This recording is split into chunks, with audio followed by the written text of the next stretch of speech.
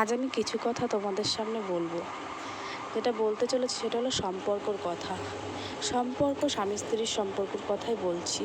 স্বামী স্ত্রীর সম্পর্কের মধ্যে সবথেকে বড় যে সম্পর্ক সেটা হলো বন্ধুত্বের সম্পর্ক। আমরা স্বামীকে যদি বন্ধু ভাবা ধরি তবে দেখবে আমাদের সংসারে কোনো অশান্তি নেই। স্বামীকে ছোটোখাটো বড় যেটাই হোক না কেন স্বামীর সঙ্গে শেয়ার করো। স্বামীর প্রবলেমগুলো তুমি বোঝার চেষ্টা করো, তোমার প্রবলেমটাও সে বুঝবে।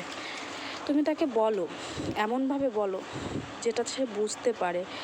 এই না যে তুমি তাকে রাগ করে একটা মুখে একটা উল্টোপাল্টা বলে একটা কথা বলবে, সে হয়তো একটা মাইন্ডে নিয়ে নেবে। সেও তো কাজ করে না। সে দেখো অজস্র পরিশ্রম করে ঠিক তোমাদের জন্যই কিন্তু আজকে সে কাজ করে বাড়ি আসছে।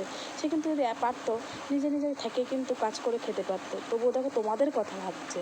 তো স্বামী স্ত্রীর সম্পর্কর মধ্যে যেন কোনো খারাপ রিলেশনের যুক্ত না হয়ে তোমরা যেন কেউ গণ্ডগোল অশান্তি করে এভাবে যেরকম দিনকে দিন ডিভোর্সেরই বাড়ছে, ছেলে মেয়ে রেখে যেরকম মানে চলে যাচ্ছে এদিক ওদিক, যার ইচ্ছা হচ্ছে যেমন ইচ্ছা হচ্ছে চলছে, সেরকমই যদি হয় তাহলে বাচ্চাগুলোর জীবনটা নষ্ট করো না কেউ। যেটা বাচ্চাগুলো রয়েছে তাদের ভবিষ্যতের দিকে তাকিয়েও তোমরা একটু বন্ডিং করে নিজেদের মধ্যে একটু আন্ডারস্ট্যান্ড করে নিয়ে নিজেরা সমস্যা মিটিয়ে থাকার চেষ্টা করো। এতে দেখবে ভালো হবে, সবারই ভালো হবে। কারণ এই ভালোটা বলার জন্য কারণ হলো ছেলে মেয়ের জন্য বলা, ছেলে মেয়েগুলো যেন অনাথ না করে দাও।